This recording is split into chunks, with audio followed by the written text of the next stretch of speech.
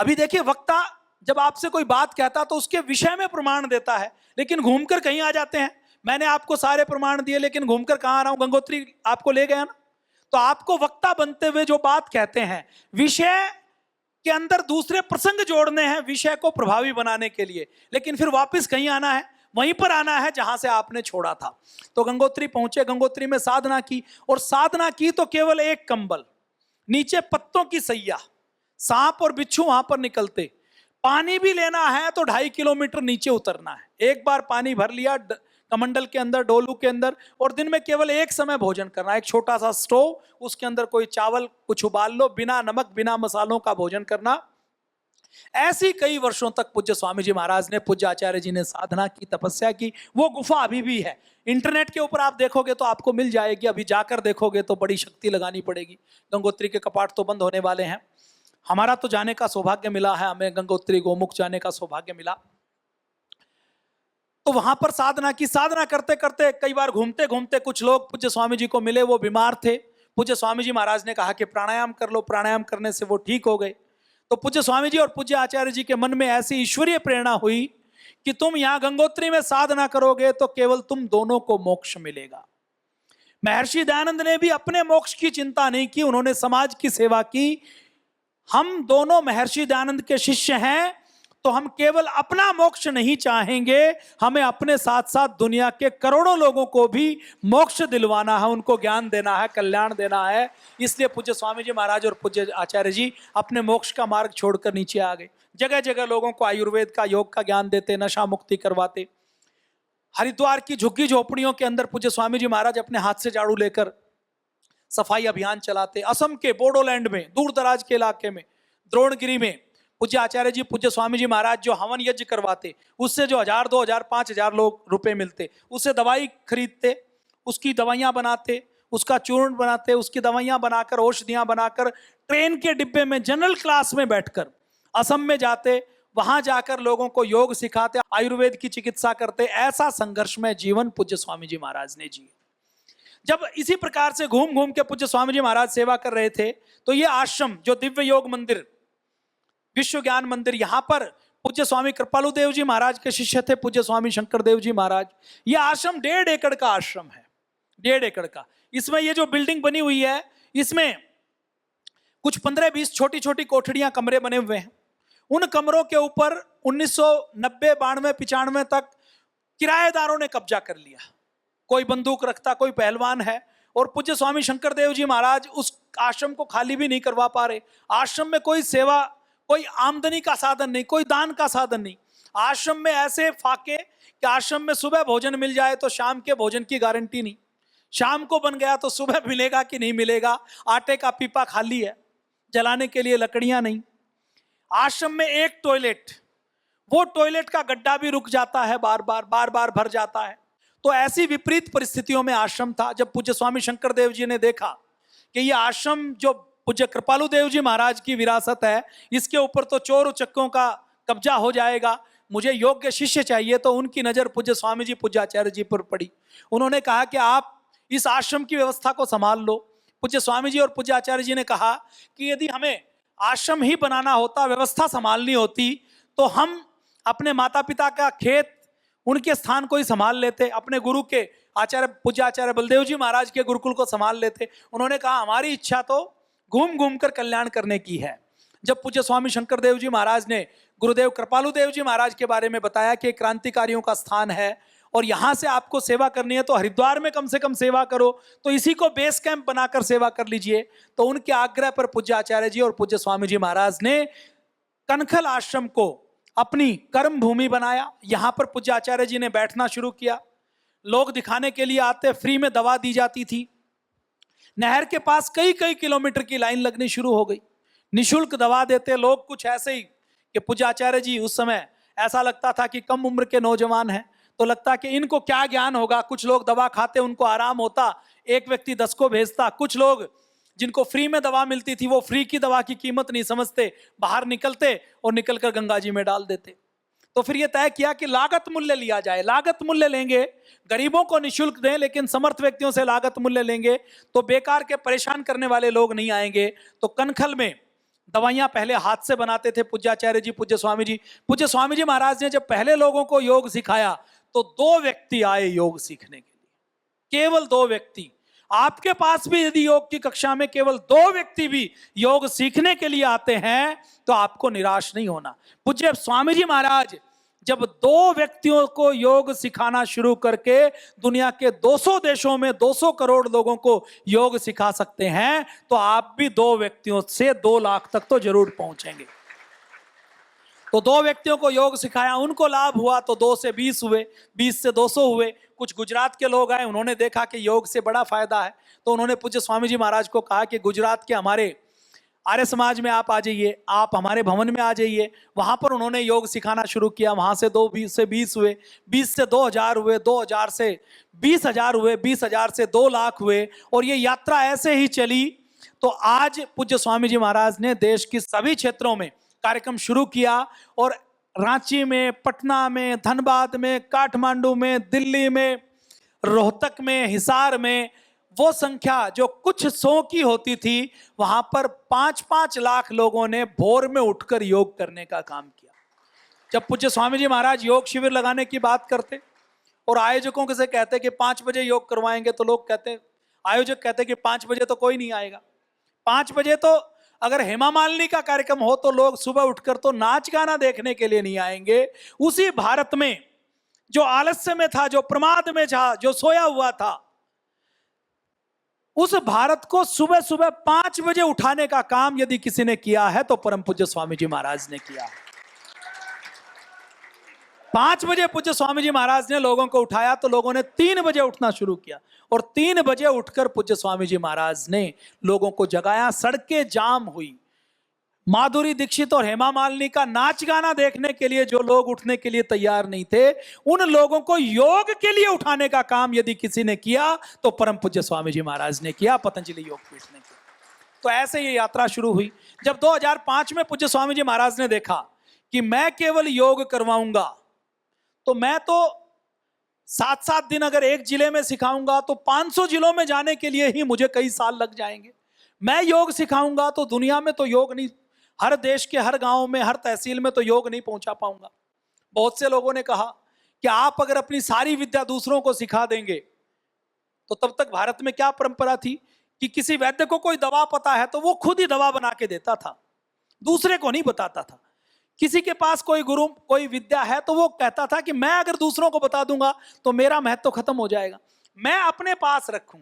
तो पूज्य स्वामी जी महाराज ने कहा कि मैं कुछ भी छिपाऊंगा नहीं, कुछ भी बताऊं, कुछ भी रहस्य नहीं रखूंगा, और मुझे केवल खुद सारे लोगों को नहीं सिखाना, ऐसे तो योग पहुंच नहीं पाएगा। योग को यदि घर घर तक और जन जन तक पहुंचाना है तो मुझे अपने क्लोन तैयार करने पड़ेंगे, अपने प्रतिरूप तैयार करने पड़ेंगे, अपने जैसे हजारों लाखों स्वामी रामदेव जी तैयार करने पड़ेंगे। तो पूज्य स्वामी जी महाराज ने 2005 में यह निर्णय लिया कि मैं अपने 2 हाथों को लाखों हाथ बनाऊंगा। इसके लिए उन्होंने आस्था टीवी पर स्क्रोल चलाया कि जो लोग 23 घंटे अपना काम करना चाहते हैं और 1 घंटे समाज की सेवा करना चाहते हैं, वो लोग आए, और वो लोग आकर उनको हम यहां पर 11 दिन तक योग सिखाएंगे। योग सिखाने के बाद, योग की ट्रेनिंग लेने के बाद उन लोगों को 23 घंटे अपने घर परिवार नौकरी व्यापार का काम करना, और 1 घंटे वो घर के आसपास किसी पार्क में, किसी मंदिर में, किसी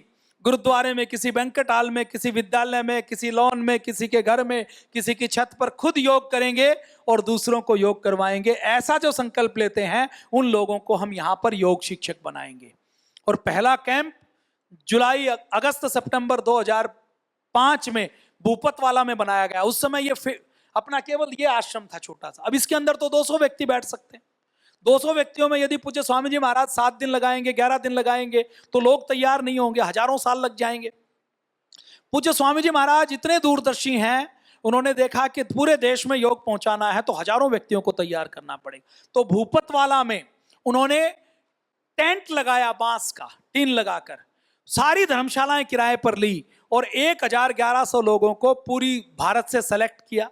हमें जब पता लगा तो हमने भी अपना आवेदन लिखा, हमने आवेदन किया तो सबका इंटरव्यू लिया गया। इंटरव्यू में बहुत से लोगों को घर वापस भेज दिया गया। उस समय 11 दिन की ट्रेनिंग पूज्य स्वामी जी महाराज ने दी और पहली बार 1100 शिक्षकों को योग शिक्षक की ट्रेनिंग देकर उनको कहा कि जहां जिस जिले तहसील गांव में आप रहते हैं वहां पर खुद योग करें और दूसरों को योग करवाएं।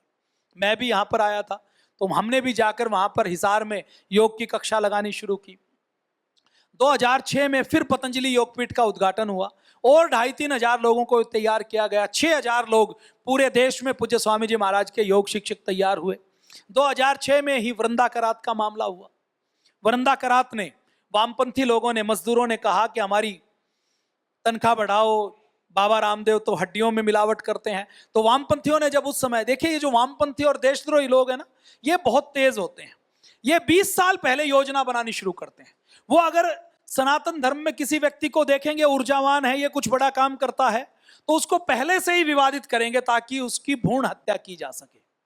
उन्होंने जब देखा कि पूज्य स्वामी रामदेव जी महाराज तो लाखों लोगों को इकट्ठा रहे हैं और उठाकर ये केवल ताली नहीं बजवाते, केवल माला नहीं जपवाते, केवल गुरु मंत्र नहीं देते, ये तो देश के जागरण की बात करते हैं, तो समाज सेवा की बात करते हैं, ये तो भारत को क्रांतिकारियों और पूर्वजों के भारत बनाने की बात करते हैं, ये तो चरक सुश्रुत की बात करते हैं। तो हमारा एजेंडा सफल नहीं हो पाएगा।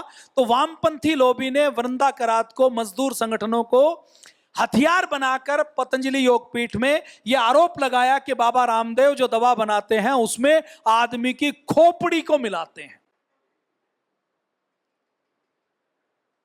आरोप लगाया, पूरे मीडिया में चलाया, देश में बहुत से राजनीतिक दल खड़े हो गए, धरना प्रदर्शन शुरू हो गया।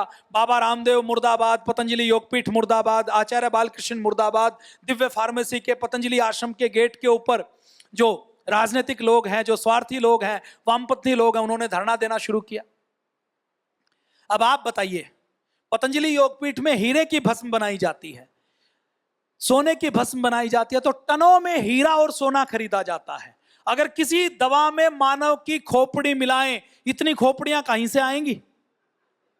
आज मेडिकल कॉलेज को एक डेड बॉडी चाहिए, तो वो डेड बॉडी भी उसको प्रशासन की अनुमति से लेने में 3 साल लगते हैं। कोई व्यक्ति लापता होता है तो उस व्यक्ति को ढूंढने के लिए उसकी गुमशुदगी की रिपोर्ट होती है। कहीं दाह संस्कार होता है तो खोपड़ी बचती है या जल जाती है। तो बेसिर पैर का आरोप था कि पूज्य स्वामी जी अपने दवाइयों में मानव की खोपड़ी मिलाते हैं। पूरे आयुर्वेद में आदमी की हड्डी से कोई दवा नहीं बनाई जाती। बेसिर पैर का आरोप लगाया गया, पूरे देश के लोगों ने उसको जवाब दिया, वामपंथियों को उत्तर मिला।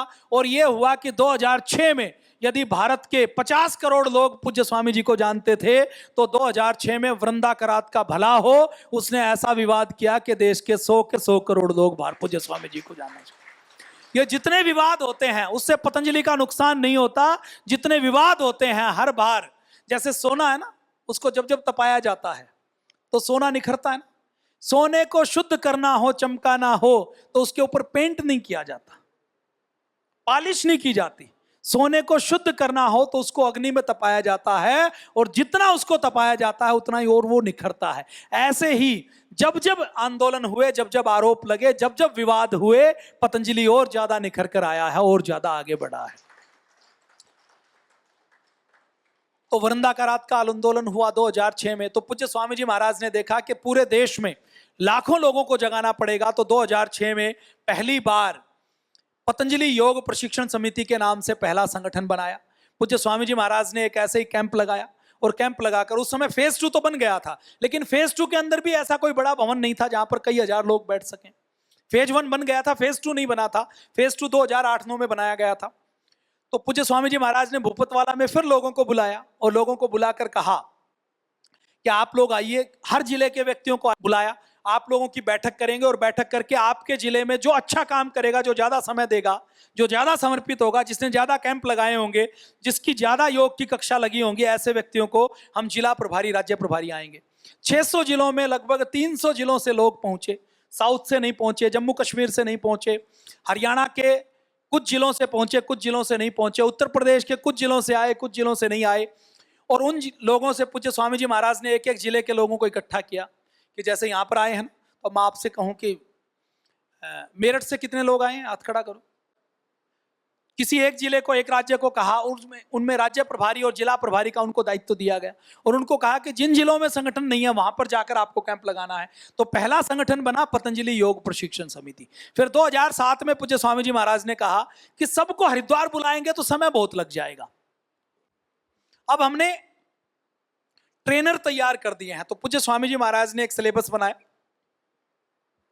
योग का पाठ्यक्रम बनाया 100 घंटे का, और यह कहा कि 2007 में अब हर जिले में योग शिक्षक कैंप लगेंगे। और योग शिक्षक कैंप में पहले प्राइमरी ट्रेनिंग सहायक योग शिक्षक, असिस्टेंट योग टीचर आप वहां पर तैयार करेंगे, और सहायक योग शिक्षक वहां पर तैयार करने के बाद आप मुख्य योग प्रशिक्षण समिति प्रशिक्षण के लिए आपको हरिद्वार में मैं ट्रेनिंग दूंगा। तो हर जिले में कैंप लगाए, तो हर जिले में 100, 200, 200, 500, 500 लोग तैयार हुए, और हर जिले में 2007 आते आते पूरे देश में लगभग 40-50 हजार योग शिक्षक तैयार हो गए। पूज्य स्वामी जी महाराज ने अपना जितना ज्ञान था, आयुर्वेद का जितना ज्ञान है, जो किसी साधु ने, किसी वैद्य ने पूज्य स्वामी जी को बताया, उसकी दवा पूज्य स्वामी जी ने खुद नहीं बनाई। उन्होंने कहा दवा हम भी बना रहे हैं और आपको फार्मूला भी बता रहे हैं, आप चाहो तो ये दवा खुद बना सकते हैं। पतंजलि में जितनी दवाएं बनाई जाती है सबका फार्मूला ओपन है, कोई दूसरी कंपनी भी बनाना चाहे तो बना सकती है। दंत मंजन का फार्मूला है, आप बनाना चाहें तो घर पर बना लें, आप नहीं बना सकते तो पतंजलि का खरीद लीजिए, विदेशी मत खरीदिए। ठीक किया है, गलत किया? फार्मूला छपाया नहीं, योग छिपाया नहीं। ये नहीं कहा कि योग केवल मैं करवाऊंगा, उन्होंने कहा हमारा शिक्षक करवाएगा, उसको भी आप घर बैठ के करोगे तो आपको पूरा लाभ हुआ। ऐसा ट्रांसपेरेंट कोई दूसरा व्यक्ति कहने का काम करेगा? पूज्य स्वामी जी चाहते तो ये कह सकते थे ना, आडंबर फैला सकते थे ना कि योग की पहली मैं दीक्षा दूंगा, दीक्षा देने के बाद आप कपाल भाती अनुलोम विलोम करना, मेरा गुरु मंत्र जपना, फिर उसके बाद तुम ठीक हो जाओगे, और ठीक होगे तो उसका श्रेय योग को ना देकर खुद को भी तो दे सकते थे ना कि मेरा मंत्र जपा तो तुम ठीक हुए। इसको क्या कहते हैं? इसको ढोंग आडंबर कहते हैं, कि जो है उससे अलग दिखाना, उससे अलग प्रस्तुत करना। पूज्य स्वामी जी महाराज ने कोई ढोंग आडंबर पाखंड नहीं किया, उन्होंने वही कहा जो सत्य है। तो पूज्य स्वामी जी महाराज ने ऐसे सबसे पहले पतंजलि योग समिति बनाई। पतंजलि योग समिति के उन योग शिक्षकों ने अलग अलग जिलों में, तहसीलों में काम करना शुरू किया, योग शिविर लगाना शुरू किया, योग की कक्षाएं लगानी शुरू की। जब पूज्य स्वामी जी महाराज ने देखा कि इसमें 50% से अधिक बहनें जुड़ी हुई हैं, तो बहनों का महिला पतंजलि योग समिति बना दिया। जब पूज्य स्वामी जी महाराज ने देखा कि देश में युवाओं की एक बड़ी संख्या है, तो युवा भारत संगठन बनाया। जब देखा कि किसानों की बड़ी संख्या है, जिनको जैविक खेती, कुदरती खेती, ऑर्गेनिक खेती का प्रशिक्षण देना है, तो उनका उन्होंने एक और संगठन बनाया पतंजलि किसान सेवा समिति की ओर से। तो इस प्रकार से ये संगठन बनाए गए। ये पतंजलि योगपीठ फेज 1 को आप देख रहे हैं, ये फेज 1 का एरियल व्यू है। अब ये भी छोटा पड़ गया तो इसके ऊपर भी 2 मंजिलें बनाई जा रही हैं। ये हमारे भारत स्वाभिमान ट्रस्ट का आप राजीव दीक्षित भवन, जो आपके संगठन का मुख्यालय है, आपको कभी भविष्य में हरिद्वार आना है तो आप कहां पर आएंगे? सबसे पहले राजीव दीक्षित भवन, वहां से संपर्क करेंगे। आपको कोई बात करनी है, कोई बात पूछनी है, तो सबसे पहले आप वहां पर जाएंगे। हो सकता है कहीं और जाएं तो आपको हो सकता है समाधान नहीं मिले, लेकिन वहां पर आप पूछेंगे तो आपको संगठन के कार्यकर्ता का जब आप कार्ड दिखाएंगे तो वहां से आपको बातचीत की जाएगी। इसी प्रकार से पतंजलि रिसर्च इंस्टीट्यूट बनाया गया। योग आयुर्वेद तो था, लेकिन योग आयुर्वेद से जब बीमारी दूर होती थी तो WHO, विदेशों के लोग कहते थे कि आपका साइंटिफिक एविडेंस क्या है? गिलोय से लोग ठीक होते हैं, ये आप कर सकते हैं, लेकिन गिलोय से लोग ठीक होते हैं, इसकी दवा बनानी है तो आपको उसका रिसर्च पेपर्स पब्लिश करना पड़ेगा। उसका पहले in vivo, in vitro clinical control trial करना पड़ेगा, एनिमल ट्रायल करना पड़ेगा, ह्यूमन ट्रायल करना पड़ेगा, फिर आप दवा बना सकते हैं। ये फार्मा कंपनी ने अपनी मेथोडोलॉजी लगाई हुई है कि आप ऐसे ही कोई दवा नहीं बना सकते। अभी तक आयुर्वेद में एनिमल ट्रायल नहीं होता था, आयुर्वेद के ऊपर रिसर्च पेपर पब्लिश नहीं होते थे, योग के ऊपर रिसर्च पेपर पब्लिश नहीं होते थे। तो योग आयुर्वेद के रिसर्च पेपर पब्लिश करने का काम यदि किसी ने सबसे पहले किया है तो पतंजलि योगपीठ ने किया है। हजारों लाखों पेड़ पौधों का संरक्षण करना, संवर्धन करना, ये सब काम पतंजलि योगपीठ के द्वारा किया गया है। ये कैनवस की पेंटिंग जो आप देख रहे हैं, ये कई किलोमीटर लंबी कैनवस की पेंटिंग और वर्ल्ड हर्बल एनसाइक्लोपीडिया बनाने का काम पतंजलि योगपीठ द्वारा किया गया है।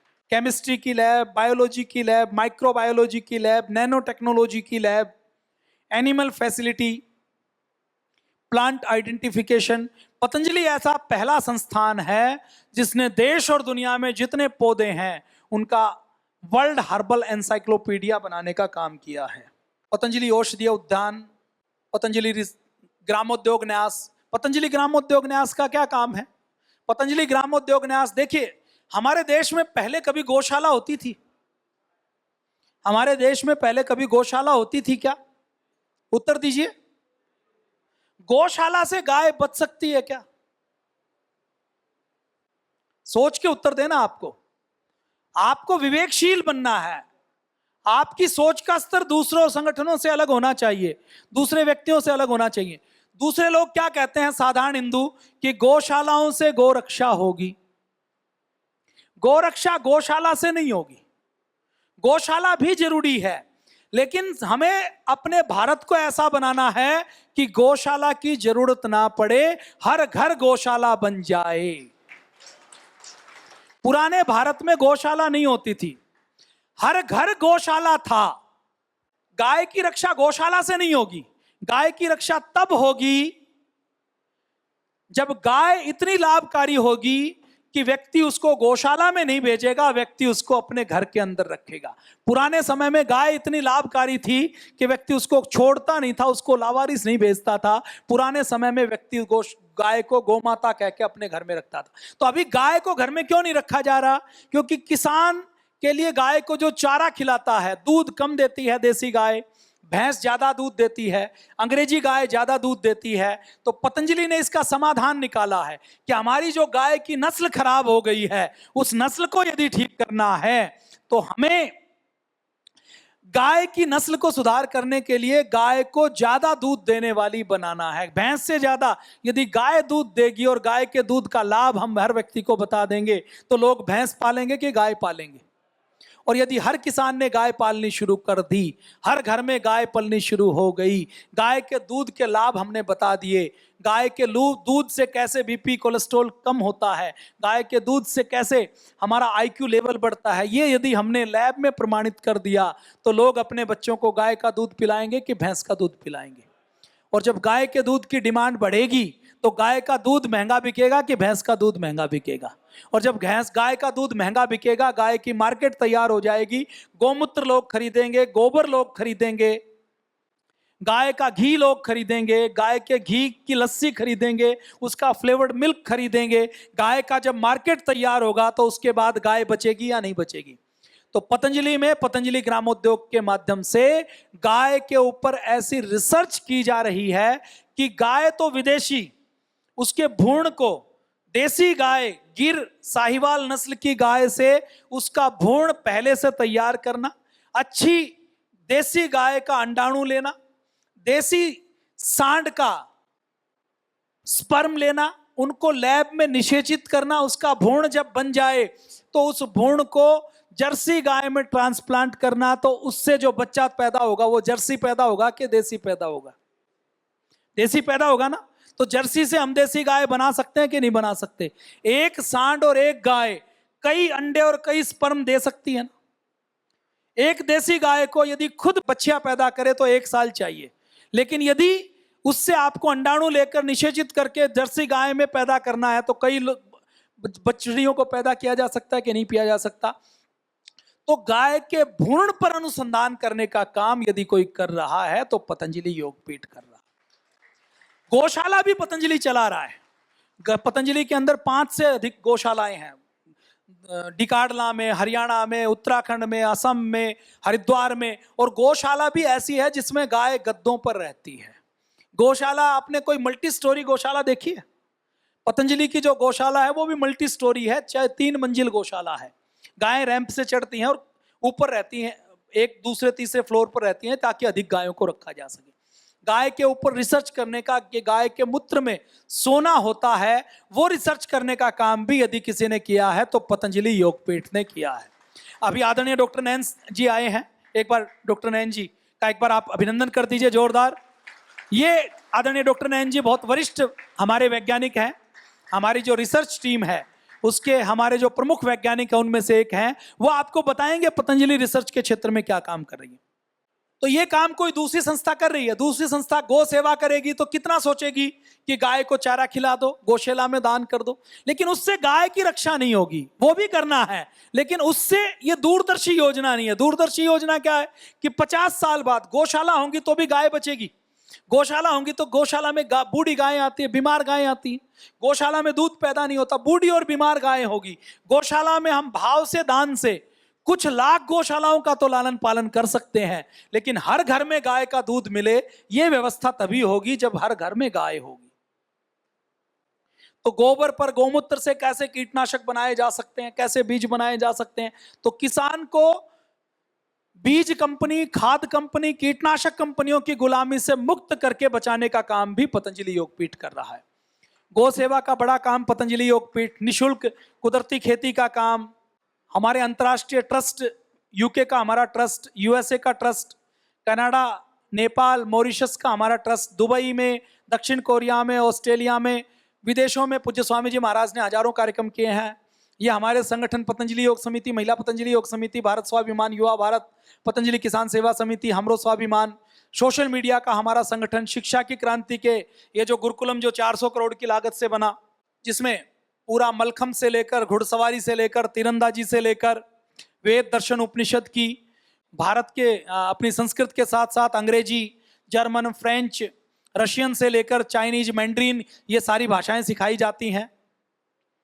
आचार्य कुलम, जहां आधुनिक और वैदिक शिक्षा दी जाती है। आयुर्वेद महाविद्यालय, पतंजलि विश्वविद्यालय, भारतीय शिक्षा बोर्ड, हमारा निशुल्क पूरे देश में कैंप लगाए जाते हैं। 1 लाख से अधिक योग की कक्षाएं चल रही हैं। पतंजलि वेलनेस फेज 2, योग ग्राम आप देख रहे हैं कितना सुंदर बना हुआ है। यहाँ आपको घूमने के लिए भी भेजेंगे। हमारा निरामयम जो प्रीमियम है, जिनको 7 स्टार फैसिलिटी चाहिए वो यहाँ पर जा सकते हैं। पतंजलि चिकित्सालय, पूरे देश में 3000 से ज्यादा पतंजलि चिकित्सालय और आरोग्य केंद्र हैं। पतंजलि हॉस्पिटल, जहाँ पर हजारों व्यक्तियों को प्रतिदिन देखा जाता है। मोदी नगर, स्वदेशी में हमारी Divya pharmacy, Patanjali Ayurveda limited, Patanjali food and herbal park, Tezpur Assam में भी Patanjali food and herbal park बनाया गया है। नवासा में गाय के दूध की, पतंजलि के घी की हमारी डेयरी की यूनिट, पतंजलि परिधान, पतंजलि सोलर, पतंजलि आईटी के क्षेत्र में पतंजलि की सेवाएं।